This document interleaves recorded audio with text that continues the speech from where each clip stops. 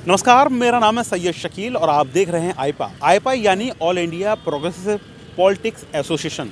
हम बात करते हैं प्रगतिशील राजनीति की, जन सरोकार से जुड़े मुद्दों की। आज हमारे साथ मौजूद हैं दक्षिण विधानसभा से समाजवादी पार्टी के भावी प्रत्याशी संतोष शर्मा। हम उनसे बात करेंगे कि आखिर वो युवा हैं और युवाओं के लिए किस तरह की राजनीति करते हैं और किस तरह से उन्हें लग रहा है कि 2022 के चुनाव में उन्हें जीत मिलेगी और जीत के बाद वो कैसे युवाओं के लिए काम करेंगे। तो आईपा के इस मंच पे आपका स्वागत है।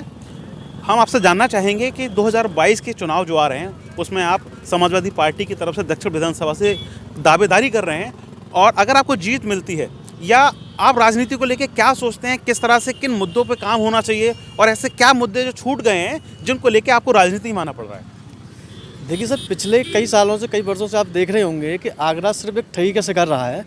चाहे वो प्रधानमंत्री के बातों से हो या अन्य पार्टियों के थ्रू हो। समाजवादी पार्टी को छोड़ के किसी भी पार्टी ने यहाँ किसी भी तरह का कोई विकास नहीं किया है। जब हमारे प्रधानमंत्री जी पहली बार प्रधानमंत्री की दावेदारी के पद पे आए थे तो आगरा में उन्होंने एक अनाउंसमेंट करा था कि हम एयरपोर्ट बनवाएंगे, हमारी सरकार राज्य में और केंद्र में होगी तो। लेकिन आज आप देख रहे हो कि वो जी एयरपोर्ट को उन्होंने उठा के जेवर में भेज दिया।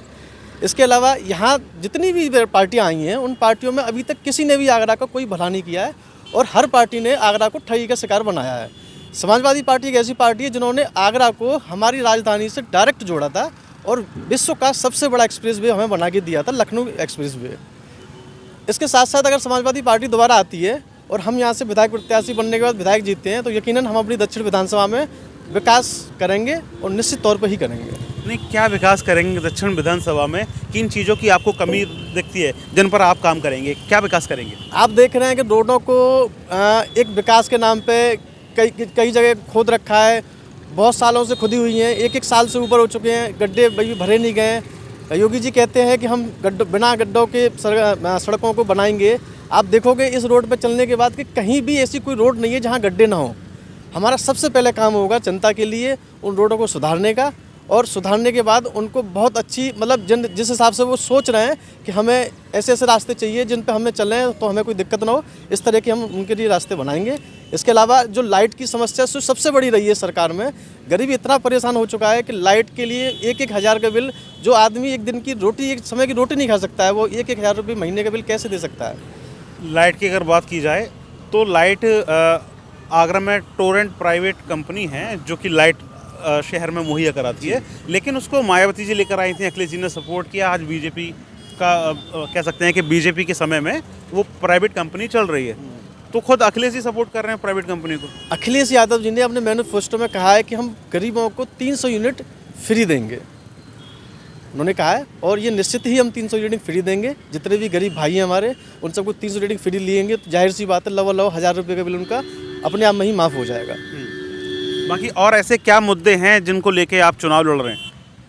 नालियाँ हैं, खरंजे हैं, सकरी गलियाँ हैं जिनमें लाइटों की अभी भी व्यवस्था है, नहीं पहुँची है। उनमें कोशिश की जाएगी हर एक नालियों को बनाने की। अखबार में मैं डेली पढ़ रहा हूँ कि 15-15 दिन, 20-20 दिन गंगा जल के नाम पे उन्होंने लाइनें खोद रखी हैं, उनके पास पानी तक नहीं पहुँच रहा है।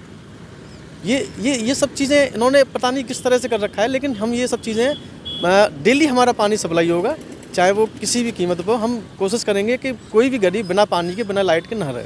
और एजुकेशन के बारे में क्या कहेंगे? एजुकेशन आज के समय में जो है कह सकते हैं कि बहुत ज़रूरी है। एजुकेशन के बारे में क्या कहेंगे?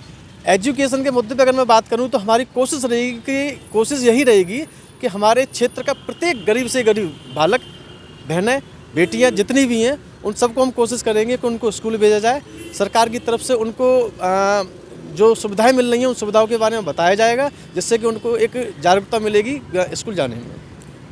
आगरा जो है पर्यटन नगरी के रूप में माना जाता है, लेकिन यहाँ पर्यटक जो आते हैं कह सकते हैं कि नाइट स्टे नहीं करते। व्यापारियों का बड़ा दर्द रहा है कि अगर पर्यटक यहाँ रुकेंगे तो हो सकता है कि जो पर्यटन व्यवसाय है वो बढ़ेगा। उसको लेके आप क्या मानते हैं? पर्यटन को अगर देखते हुए अगर मैं देखे जाऊँ तो इंडिया में एकमात्र ऐसा घूमने का शहर है आगरा, ताजमहल, जिसे दुनिया विश्व भर के लोग देखने के लिए आते हैं। और उस विश्व भर की धरोहर के हिसाब से भी आगरा में आज की डेट में 70 सालों से कुछ भी नहीं है। जैसा कि मैंने पहले भी कहा था कि प्रधानमंत्री ने यहाँ ताजमहल को देखते हुए एक बढ़िया ऐलान किया था कि हम यहाँ एयरपोर्ट बनाएंगे, तो एयरपोर्ट तो नहीं मिला। लेकिन हम हम बता रहे हैं कि अगर हमारी सरकार आती है, समाजवादी पार्टी की सरकार आती है, तो हम कोशिश करेंगे कि यहाँ अंतर्राष्ट्रीय स्टेडियम बनाया जाए, जिससे कि पर्यटक को और यहाँ आने वालों को थोड़ा सा एक नया आयाम मिले।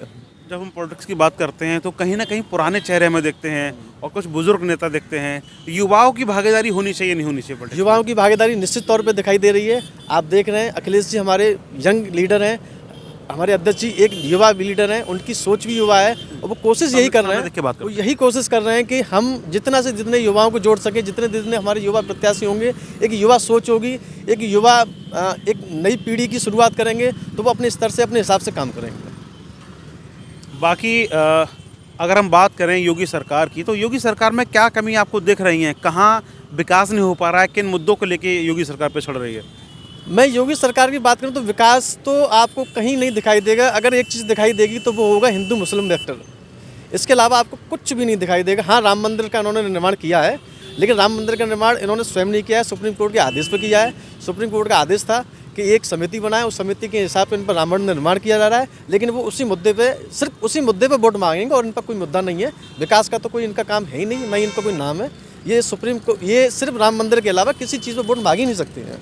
दक्षिण विधानसभा से आप चुनाव लड़ने की तैयारी कर रहे हैं, तो दक्षिण विधानसभा से क्या, चूँकि मैं पिछले जो है ज़्यादा नहीं तो 15 साल का रिकॉर्ड उठाऊँ, अभी तक वहाँ समाजवादी पार्टी के प्रत्याशी जीत हासिल नहीं कर पाया है, तो आप कैसे उम्मीद जता रहे हैं?